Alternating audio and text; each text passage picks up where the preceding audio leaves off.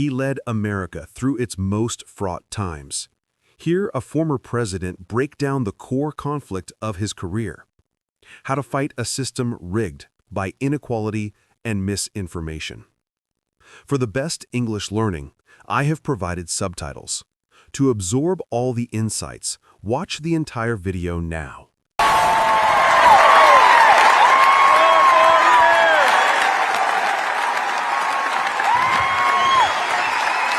Thank you so much. Hey! Thank you, Hartford. Thank you very much. Thank you. Thank you, guys. Thank you. Thank you so much. Thank you, Connecticut. I appreciate you. Thank you for the lumbar support. And Heather, I do have to just be clear about this whole UConn thing. Coach Ariyama, like, we had a room for him in the White House. I will point out that while I was in office, they just kept on winning. And I picked him about 4 or 5 times. So, you know, 1 year I get it wrong and suddenly everybody's all on me about it. Just letting you know. Much respect to the Huskies. Please. But it is nonetheless an honor to have you here at the Connecticut Forum, and thank you all for coming tonight. Shall we dive into it? Let's go. Let's talk. So let's chop it up, as they say. So let's start off the top. You are both a historic figure and a historical actor in one of the most fraught times in American history. And in your book, A Promised Land, you wrote about the conflict between working for change within the system and pushing against it, wanting to lead, but wanting to empower people to make change for themselves, wanting to be in politics, but not of it. What did that mean for you in your early career, and how has it changed? How did it change when you were president, and how do you think about that now that you're out of office? Well, I've talked about this publicly before. I was not someone who, as a young person, said, I want to be president. I wanted to be a basketball player, architect. There were a bunch of different things. Politician was not on the list. The way I came into it, I was inspired by social movements. I was inspired by, in particular, the civil rights movement that I had been too young to participate in. My role models were people like Bob Moses and Diane Nash and the Freedom Riders, and then, after I'd started community organizing and then went back to law school, this is a moment when solidarity is rising in Poland, right? And the Berlin Wall is coming down, and Tiananmen Square is happening, and the people power in the Philippines, and so you're seeing a sense of ordinary people rising up and taking control of their lives and overthrowing oppressive structures and systems. And so that's what excited me. But what I also recognized, studying with smart professors like you and doing a little reading, by the way, for young people here, reading. It's outstanding. Cat videos and TikTok's great, but every once in a while, picking up a book. What you came to recognize is that the success of the Voting Rights Act or the Civil Rights Act was first and foremost the courage and tenacity of generations of freedom fighters and the civil rights movement and Dr. King, but it was, in the end, also Lyndon Johnson. As flawed and tragic a figure as he was in a lot of ways, his capacity to overcome the constraints of his background and his politics as a Dixiecrat, and then say, you know what, at this moment in history, I'm going to help make this happen. That was important too.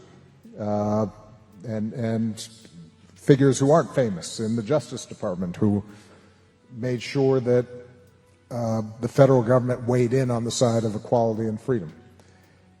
And that, I think, continues to be the recipe for change when our democracy is working.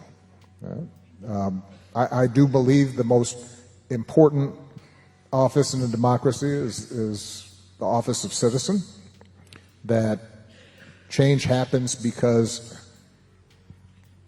ordinary people get together and reimagine what their lives could be and push on the system.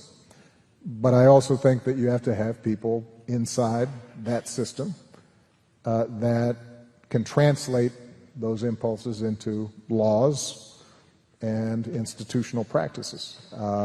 And you know, I've been on both sides of that equation, and there have been times once I was in office where I got pushed, and sometimes it was annoying to me, but it was necessary.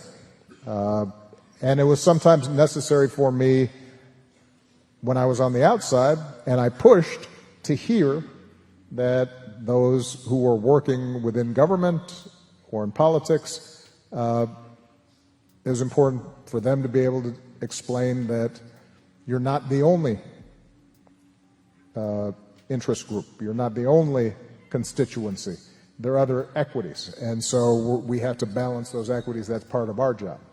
And that, I think, is how a healthy democracy works. And unfortunately, I think both outside government and inside government, sometimes we get so cynical, or we want maximalist outcomes. We want all of what we want all the time, right now, and that's not how in a big, complicated, messy, noisy country like this, our democracy is going to work. Everybody has to figure out that push and pull that over time incrementally leads to extraordinary progress. Can I push back on that? Of course. See? It's happening already. I'm curious in this moment in Yes. which we are currently living. Yeah. For a lot of people, it feels as though the people who are speaking up and trying to change our society are not, in fact, being heard, and that change is coming not from outside the system, as you suggest, but rather from within the system. Oh, well, and I wonder you if were asking me about what it felt like for me coming up. Oh, well, I you did didn't ask me about what the heck is going on right now. Now that's a whole nother. No. I did have. That's a whole nother kettle of fish. I did have. How has this changed now that you're out of office? During my presidency, I didn't hear the out of office thing. It's changed a lot in the last few years. Yeah. Well, but the I agree with you, actually, but the premise that the way you create change in a democracy comes from below and not from above, I continue to think is solid. Are you rethinking that? No, I'm not rethinking at all. But what we're also witnessing is that when the system is captured by those who, let's say, have a weak attachment to democracy, are not, well, I don't even think that's a controversial statement at this point. No, I'm actually being serious now. It was a controversial statement. Now it is self-acknowledged. I mean, if you follow regularly what is said by those who are in charge of the federal government right now, there is a weak commitment to what we understood, and not just my generation, at least since World War II, our understanding of how a liberal democracy is supposed to work. And when I say liberal, I don't mean left. I mean liberal in the sense of believing in rule of law and independent judiciary and freedom of the press and freedom of assembly and protest and compromise and pluralism. All those institutional norms and laws that were embodied in the Constitution imperfectly and then over time were expanded so that we had a basic understanding of, like, I can't just be picked up on the street and hauled off to another country. That's not something. That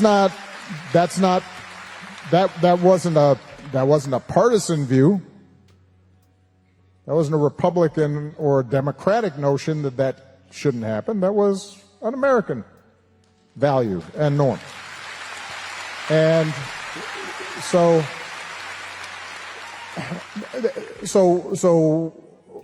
what I believe it continues to be that there has to be responses and pushback from civil society, from various institutions and individuals outside of government, but there also has to be people in government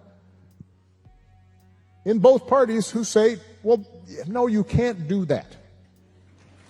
You can't do that. And when what we're seeing right now is when you do not have those constraints and guardrails, right? When you don't have people inside of government who say, no, this is how the law works and we should follow it. Democracy is not self-executing.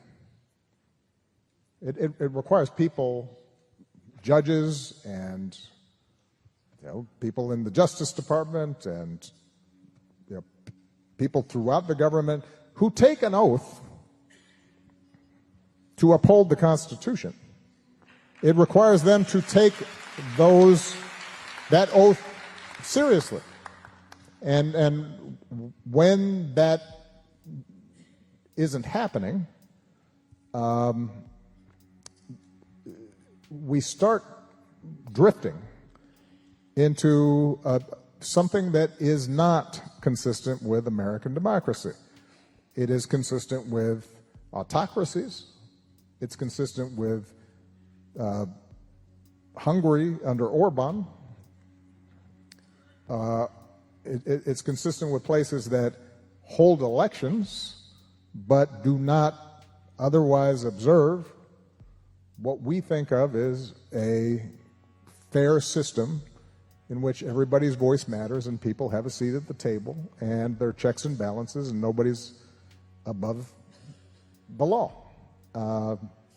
And we're not there yet completely, but I think that we are dangerously close to normalizing behavior like that. And we need people both outside government and inside of government saying, let's not go over that over that cliff because it's hard to recover. And part of the reason I think it's interesting, when I was first elected, we were in the middle of a huge global financial crisis. It had started on Wall Street, so understandably other countries were annoyed about it. And the Iraq War obviously it was not popular around the world, and so our reputation and our leadership globally had dipped pretty significantly. And so I come in first year, and I'm doing a lot of travel and making a lot of speeches and holding town halls and like this in foreign countries. And one of the raps that I got from the opposition, from the Republican side, was, he's on an apology tour. And basically what they were arguing was that I wasn't just going around bullying other countries and telling them that we're better than you, which I thought was a bad strategy to get them to cooperate. I don't know, that's human nature, I think.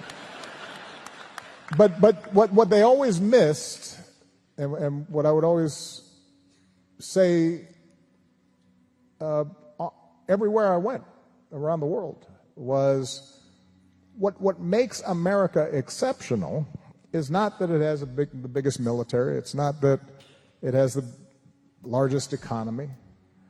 What really makes America exceptional is that it's the only big country on earth, and maybe the only real superpower in history, that is made up of people from every corner of the globe. And they show up, they come here, and the glue that holds us together is this crazy experiment called democracy, and this idea that we can somehow, despite all our differences, we don't look alike, we don't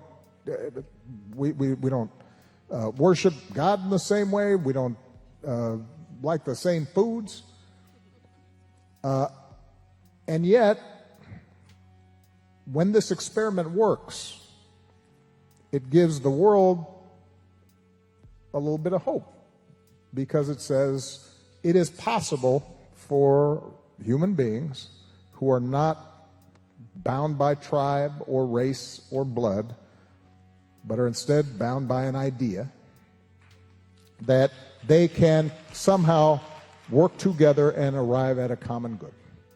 That's what made America exceptional.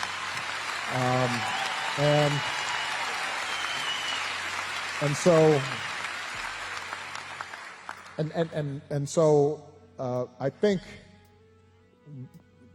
we have to recover pride in that. That's what makes us special. That and our capacity through this constitutional process and representative government and an adherence to certain ideas has allowed us to get better. Not perfect, but get better over time. With just one big civil war, large exception, but otherwise, we've managed to make real progress. You've talked about how the system has frayed since World War II, and the post-World War II years have seen a lot of things falling apart. And there's a lot of different areas we could talk about, but what do you see as the biggest areas in which we're facing challenges in the U.S., or that has perhaps taken us to where we are now? So some of these trends you could start seeing during the start of my presidency or before the start of my presidency. A couple of huge factors. I'm not being particularly original in saying this. The Berlin Wall comes down, Cold War is over. There's this period in the 90s in which the U.S. really doesn't have a competitor. And the combination of technology, transportation improvements, suddenly you have a global marketplace, right, with fewer barriers. And that process of globalization and technology creates this explosion of growth and huge amounts of wealth spinning around the globe, taking advantage of opportunities. In many ways, it was this extraordinary period of progress because you have 1 billion Chinese lifted out of poverty. That's a big deal. You have former Eastern Bloc countries places like Poland or that suddenly are growing rapidly and people's standards of living are rising. India, less so in Africa, but even there you're seeing progress. But there was a catch because this was all driven by global capital, and that was that it created what some economists referred to as a winner-take-all economy, in the sense that if you had high skills, you already had capital, you had advantages, you had education, you could leverage that and do even better. And if you didn't have those things, you could become redundant and marginalized. And that was happening not just between countries, but within countries. And so in advanced countries like the United States, economically wealthier countries, in absolute terms, people didn't get poor, but the gap, the rise in inequality, made people feel like I'm losing ground. And this globalization was hugely disruptive. Right? So at first it happened in manufacturing, and that happens pretty early in the 70s and 80s, but then it starts happening in other industries and retail, and you get Walmart, then Walmart now suddenly has to deal with Amazon. And those economic dislocations and the capacity of some people to make $100 billion or more, and others not, and have trouble making the rent or feeding their families, that's created tensions. And if you combine that with a change in the information ecosystem brought on by the internet and then social media, and everybody carrying around this little thing in their pocket, what that also did was to let everybody know how unequal everything was. Yeah, many people know my father was from Kenya. When I went there for the first time in 1987, I mean, this is rural. There's no indoor plumbing in a lot of areas. There's no electricity. By the time I went back, and let's say the last time I was there, 2011, 12, I was probably 13. Everybody's got a cell phone. So you have people who are subsistence farmers looking at the Kardashians. And it's funny. It's a weird image. But what that does is it created both a collision of cultures. People started seeing how different others were living, and that's an assault on their identity and their status. And it also triggered all kinds of movement among peoples. The degree to which mass migration has been triggered in part by the communications revolution, I think, is something that is not talked about enough. Because people started saying, oh, I can be here, and here's how I can organize moving to a better life. So you get this combination of things. Essentially what happens is people are feeling stressed from all sides. They feel stress in terms of their identity. They feel stressed economically. They feel stressed in terms of social arrangements and gender norms and marriage and all the institutions and religion, all the things they could count on as giving solid ground under their feet, suddenly all that stuff feels up for grabs. And in that situation, it's harder to maintain the social trust that keeps democracy going. And so if you, long answer to what should have been a shorter, or to a good question that I should have responded to quicker. Growing inequality, a changed information and media environment, demographic change, those who used to be marginalized now wanting a seat at the table, all those things were disruptive and got people nervous, and there was a backlash. And that backlash increasingly took forms in which we don't care what we said about democracy. We want to make sure that we maintain the status quo. And that, I think, is part of what we're going through right now. And it's probably, the changes I just described are accelerating. I mean, if you ask me right now, the thing that is not talked about enough, but is coming to your neighborhood faster than you think, this AI revolution is not made up. It's not overhyped. You are already, they're probably, I know, I was talking to some people backstage who are associated with businesses here in the Hartford community. I guarantee you, you're going to start seeing shifts in white-collar work as a consequence of what these new AI models can do. And so that's going to be more disruption, and it's going to speed up, which is why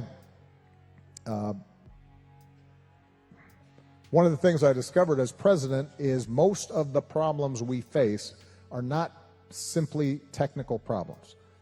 If we want to solve climate change, we probably do need some new battery technologies, and we need to make progress in terms of getting to zero emission carbons. But if we were organized, right now we could reduce our emissions by 30% with existing technologies. It'd be a big deal. But getting people organized to do that is hard.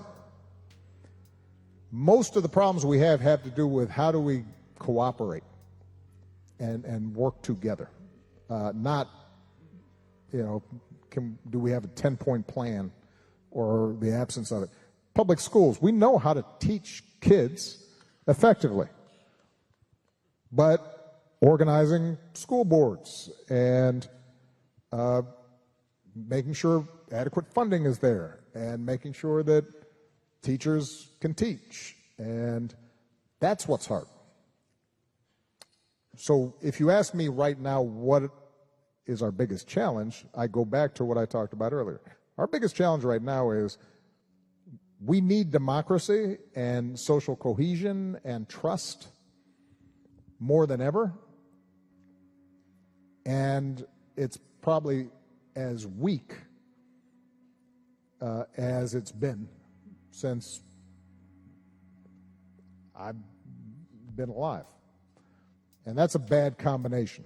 And so if we're going to fix all these other problems, if we're going to deal with climate change effectively, if we're going to deal with this AI revolution in a smart way, if we're going to address economic inequality, it is going to start with a reaffirmation of our ability to work collectively together. If we don't do that, then the other stuff is not going to get solved.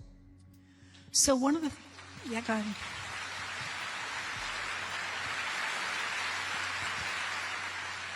So one of the things you didn't mention about the accumulation of money into certain hands after the fall of the Berlin Wall and in the former Soviet republics and so on was the degree to which people who made that money took over the political systems to weight everything in their own favor. And one of the things that I think is interesting about cell phones, for example, I think you're absolutely right that people can now look at their cell phones and say, why don't I live like that? And it seems to me that in many ways they are a tool to push back against that loaded world, if you will, that has been so skewed toward a very small group of people. And we're really seeing that push come to shove right now under this particular administration. It could be. Look, technologies are tools. But they're also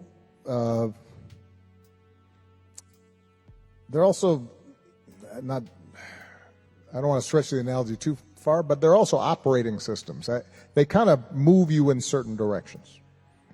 I was jokingly talking about books previously, but books are an interesting technology because they force you to focus and concentrate your attention over a certain period of time, and that encourages you to consider a bunch of factors and to think about complexity and to reason things out.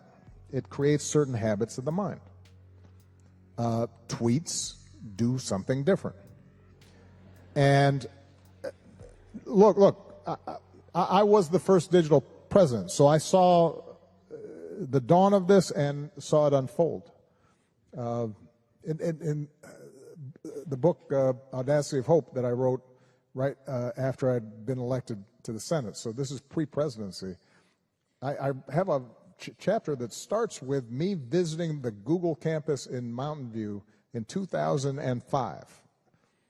And it is fascinating. I'm talking to Sergey and Larry, and you could already see the revolutionary potential of this. And then smartphones come out around 2010 and are associated with the Arab Spring and Tahrir Square, and there's this enormous optimism. And I myself was elected in part because of this digital revolution, because I was not the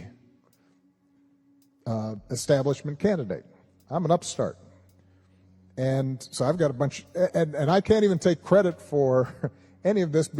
The reason I was an early adapter of digital technology and campaigning was because I could only afford to hire 20-something-year-olds. They were the only ones stupid enough to think that we could get me elected to anything. And so I'd come into the office and we'd have our little, Mac, and they'd say, "Oh, we set up a web page." I said, "That's great. What is that?" And then they'd kind of show it to me, and they say, "Look, you can click this button, and people can volunteer." I said, "Really? And what does that button do?" "People can send you money." I said, "No, really? This is great." I had nothing to do with it. But I was smart enough to get out of these kids' way. And so, but I give credit, I take credit for that. The reason I'm saying all that is what you said, Heather, is absolutely right. There is the promise of this connectivity being harnessed for good. What we have learned subsequently is that it can also be harnessed for bad. And it can be captured by authoritarian states. It can be captured by wealthy economic interests. And there is something that has happened in social media in particular, which is their business model shifted. Early on, the idea was we just want to put a bunch of good information out there, and we're going to privilege accuracy as well as speed as sort of the most important thing that you're getting on this platform. And at some point, their business practices, they realized if we're going to make money, maybe the fastest way for us to make money on these platforms is to sell ads. And once you needed to sell ads. Then the most important thing was getting attention and keeping people engaged on these platforms. And it turned out that there's part of our reptilian brain that gets really attracted to, in addition to cat videos, it's attracted to anger, and it's attracted to resentment, and it's attracted to conspiracy theories, and it's attracted to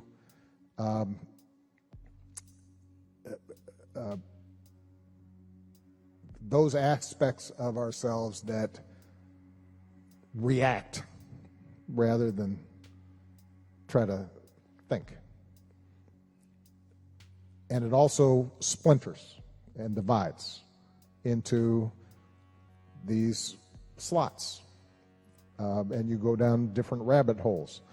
And so what it's done is we've lost a monoculture. We've lost everybody watching Walter Cronkite. We've lost everybody watching MASH or Mary Tyler Moore or All in the Family or Roots. We've lost everybody getting a Time magazine, and on the cover is this new novel or new novelist, and so everybody's got to read that book. And so it makes it more difficult now for us to find common ground. It makes it easier for demagogues to divide us and start arguing that those people who do those things in those spots, who don't look like us, they're after you and they're trying to get you. And so one of the most important challenges I think our democracy faces is how do we regain some common sense of truth. Not absolute truth, but rough, basic truth. In 2020, one person won the election, and it wasn't the guy complaining about it. And that's just a fact. That wasn't, just like, my inauguration had more people. And that's demonstrable. I say that, by the way, not because, I don't care. But facts are important. Because if you can't, and I think one of the most pernicious things that has happened is we have a situation now where we're not just arguing policy or values or opinions, but basic facts are being contested. And that is a problem. Because then the marketplace of ideas of the democracy don't work. I've said this before, but I always repeat it. You and I can have an opinion about this little side table.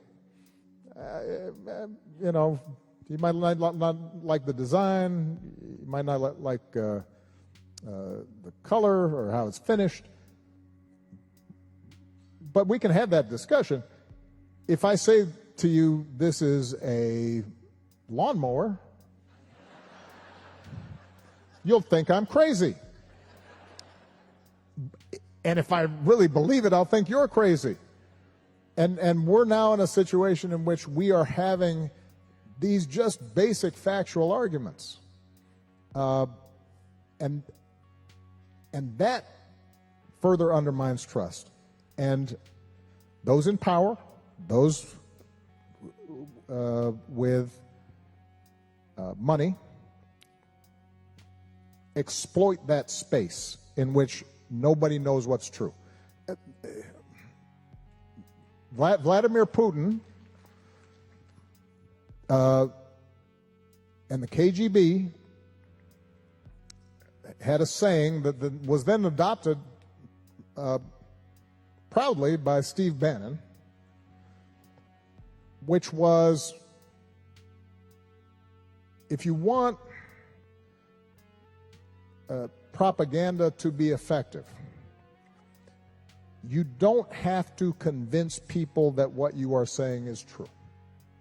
You just have to flood the zone with so much poop. They used a different word, but you have to flood the zone with so much untruth constantly that at some point people don't believe anything.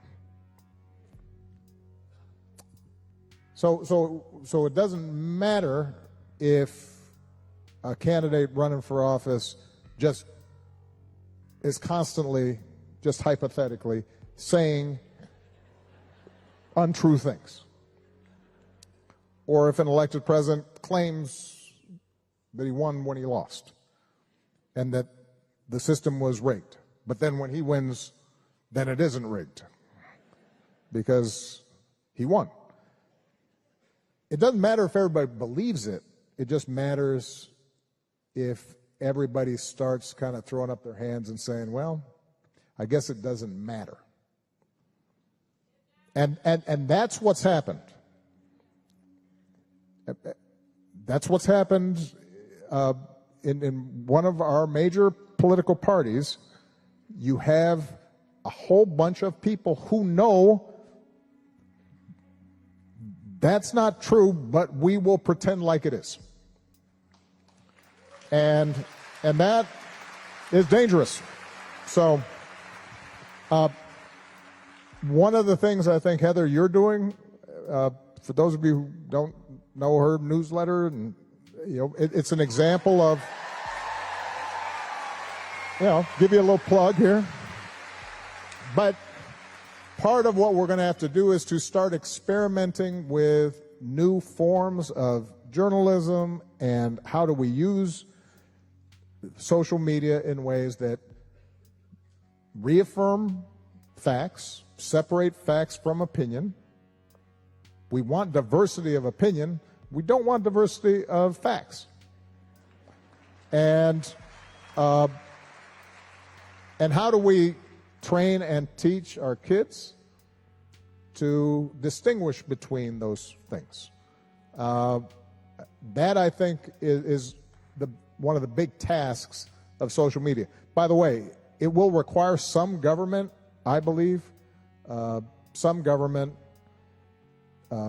regulatory constraints around some of these business models in a way that's consistent with the First Amendment, but that also says, look, there is a difference between these platforms letting all voices be heard versus a business model that elevates the most hateful voices or the most polarizing voices or the most dangerous in the sense of inciting violence voices. And that I think is going to be a big challenge for all of us that we're going to have to undertake. A couple of questions about that. How do you think we can rebuild a sense of shared national identity? And let me give you the other one because maybe they overlap. Yeah. We have a number of different sectors in this country who are now sort of banding together in the face of hostility. And what are their different roles in that project? And I'm thinking of universities and law firms and businesses, and you talked about media, but also about culture. So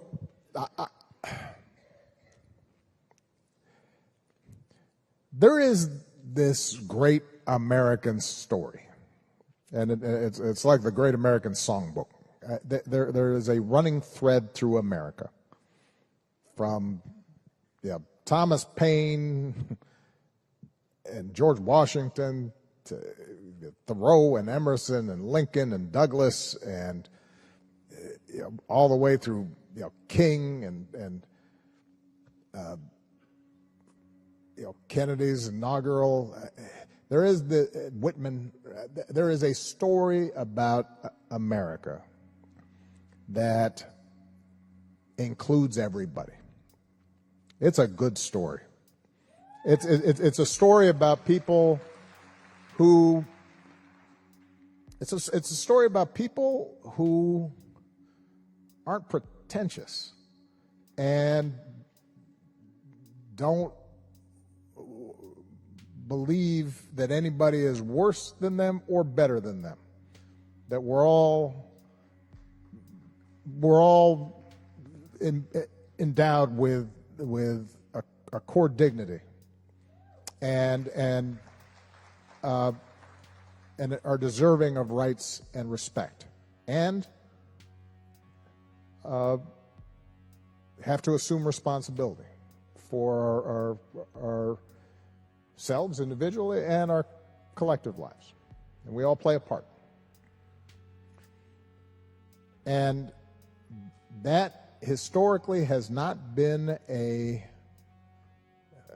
I'm repeating myself here, it hasn't been a Republican or a Democratic idea. That is an American idea that everybody could tap into.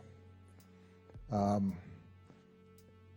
if that ends up being our starting point for a common identity, if our starting point is these homespun values of we don't have aristocracies here, we don't have rank, we don't have monarchies, we have rule of law, all people are equal in the eyes of the law, that we all have a part to play in democracy, that we all have to take individual responsibility for our lives, but we also have to, as Lincoln said, do some things together because we can do it better together than we can do it apart. If that's our starting point, then I think we'll be okay. But that's not where we are right now. I think right now what we're seeing is a politics that is reasserting a bad story of America, which is that even if there aren't technically ranks, we like the idea of caste, and we like the idea of hierarchy. And some people, this is our country, the real Americans, and these other folks are the phony and the fake Americans, or not even American. And that story also has a deep history in this country, right? That says, okay, the first Americans aren't Americans, and slaves are not Americans, and women are sort of Americans as long as they're doing what their husbands say, and people of different sexual orientations, they're not, we don't even want to hear about them. That story has been part of America as well. And you know, people sometimes ask me what is my favorite, what is the favorite of the speeches I've given. And probably my favorite, and it will be a portion of it's on the face of the Presidential Center that we will be opening next year in Chicago, is the speech I gave in Selma for the 50th anniversary. And the reason I love that speech is because, to me, that contest on the Edmund Pettus Bridge is as important a battle as Concord and Lexington and Appomattox, because you have on one side, you have on one side John Lewis in a backpack and an apple and a toothbrush, and maids, and college students have flown down, and rabbis, and young priests, and they are carrying with them across that bridge this story, this better story that we're all equal, we all have a place, nobody's worse, nobody's better, and we can all join together. And on the other side, you've got folks on horseback with billy clubs and guns and dogs, and they're carrying a different story, which is no. Ignore what we say in the Declaration of Independence. We have caste. And some people are better and more deserving than others and have more power and more wealth. And so I think we are, that question right now is being called. And you asked about universities, law firms, businesses. One of my bigger concerns is when I see institutions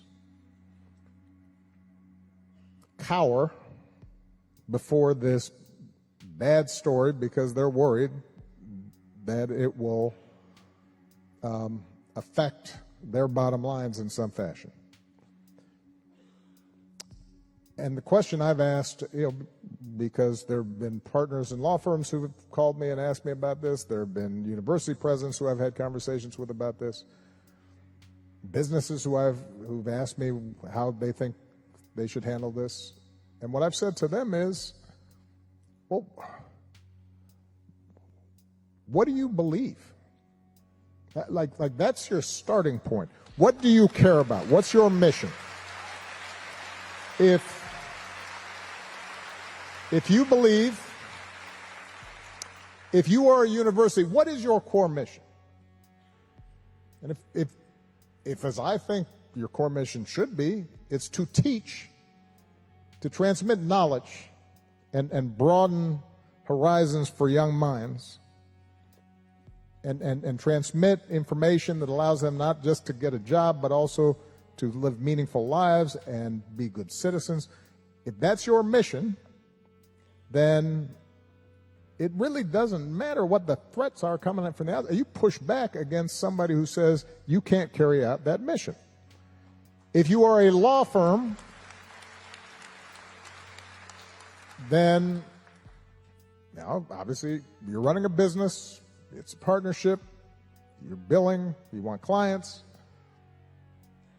but you're also all supposed to be officers of the court. You went into the law presumably not just because you couldn't think of anything else to do, or your dad or your mom thought it was a good idea. Presumably you went into the law because you believe in the law. So if you are getting pressure from government saying ignore or fudge or compromise that commitment, you have to push back. Now, one thing that I've noticed, and I've said this before in a few other venues, Heather, you and I, we both grew up after this World War II, and America's, the colossus around the world, and we're exporting all these ideas, and our economy is growing, and terrible things have happened during our lifetimes. Vietnam and assassinations and killing fields and Rwanda, and so I don't want to in any way minimize those things. But what's been fascinating about this period in our history, and it's anomalous, is that things got sort of steadily better. I mean, the world became hugely wealthier and healthier and better educated, and infant mortality dropped, and women and girls suddenly had access to education, and human rights became an idea that people violated but were guilty about. if you listen to sometimes like just Nixon, the Nixon tapes, just talking about bombing Cambodia, crazy how indifferent they were in ways that were taken for granted then. And now, whatever differences I have with the Bush administration, they wouldn't have conversations like that. And that happened just in 20 years. So I think a lot of us started to take it for granted. And part of what happened was, if you were relatively privileged to have been grown up in the United States of America during this period, you could be as progressive and socially conscious as you wanted, and you did not have to pay a price. You could still make a lot of money. You could still hang out in, Aspen and Milan and travel and have a house in the Hamptons and still think of yourself as a progressive. And now things are a little different. Your commitments are being tested. Not the way Nelson Mandela's commitments were tested, where you go to jail for 27 years. You might lose some of your donors if you're a university. And if you're a law firm, your billings might drop a little bit, which means you cannot remodel that kitchen in your house in the Hamptons this summer.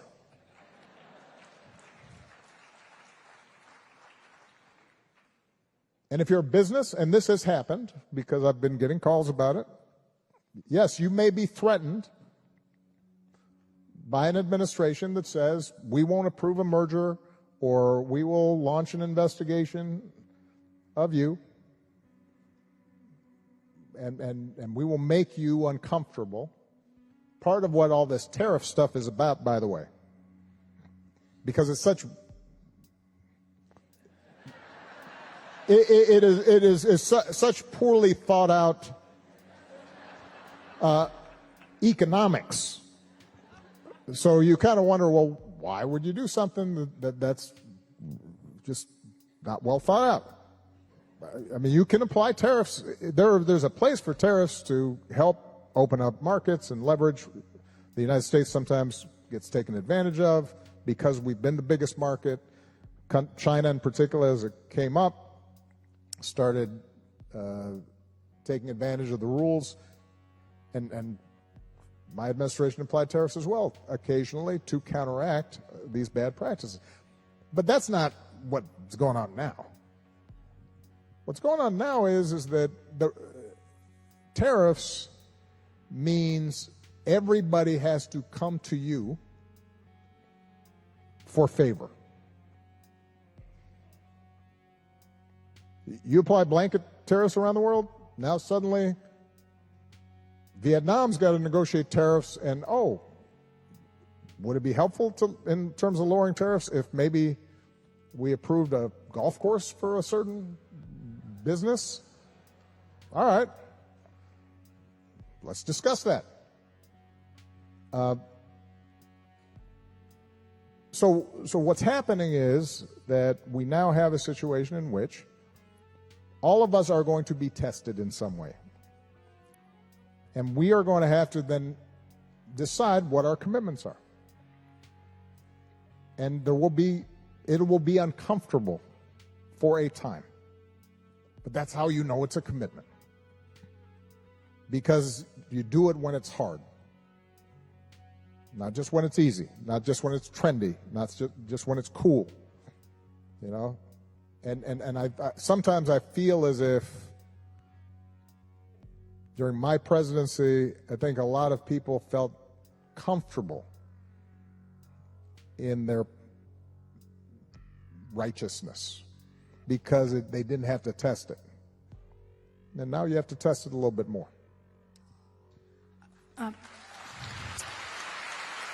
President Obama, it has been a real pleasure. Mm-hmm. And I would like to end, if we can, on a note of hope. Yes. And that is, I don't know if you all know that the President and Mrs. Obama have the Obama Foundation, which fosters the next generation of leaders. And I would love it if you could tell us what advice you are giving those young scholars to enable them to be optimistic about their future and about the future, and maybe about our future. Yes. I'm still optimistic. I'm still the hope guy. I am. But the thing is, look, part of the reason I'm hopeful is, as Heather mentioned, our foundation, the premise of it is that leaders are not just, they don't just pop up. There is extraordinary talent in every community, in rural communities, in inner city neighborhoods. They're remarkable leaders in fancy Ivy League schools, but they're also amazing leaders who don't go to college and are organizing unions or organizing neighborhoods. And that's true not just in the United States, but around the world. And so our mission is to train this next generation of leaders, give them resources, ideas, most importantly, to convene them so they know they're not alone. And when I say young people, we've got programs that reach very young people, like My Brother's Keeper, targeting young men of color who historically have been left out. Girls Opportunity Alliance that focuses on women and girls, making sure they have access to opportunity and education around the world as well as here. But a lot of the leaders we're talking about are doctors who've set up clinics in Appalachia to fight the opioid crisis, or clinics in sub-Saharan Africa to give women access to health care. It's human rights lawyers in Eastern Europe, and it's civil rights lawyers here in the United States. And we've got members of parliament and state legislators, but we also have activists and journalists and people who put on community theater. You watch these young people and it will make you optimistic, because the thing that I've seen is that better story of America is alive and well. And it's in the hearts and minds of people everywhere. But we're not giving it enough of an institutional base and support, and we're not fighting for that better story enough, and these kids are willing to be on the front lines fighting for it every day. And so where my optimism comes from, it's not blind optimism. I've said before, I don't think progress goes in a straight line. I think that there are times where you take 2 steps forward and you take 1 step back. There are times where you take 1 step forward and take 2 steps back. That's been true in the United States. It's been true around the world.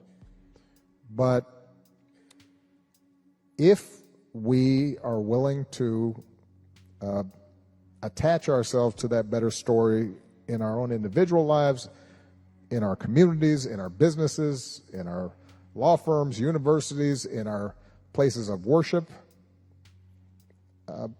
then I think the good will win out. And I guess the thing that when I'm talking to these young people, though, they need to hear the most is it is important to be